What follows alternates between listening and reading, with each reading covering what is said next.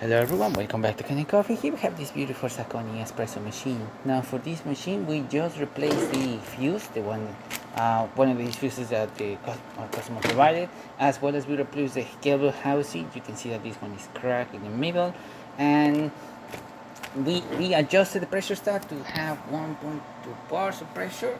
Let me see if I can just flip the camera. There you go.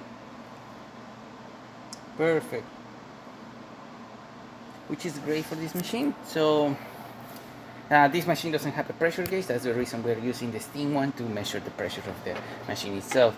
And this machine, it's leaking from the group head. As you can see, some dripping coming out through the portafilter, as well as it's leaking from the steam boiler. As you can kind of see that condensation forming around the little tip. There you go.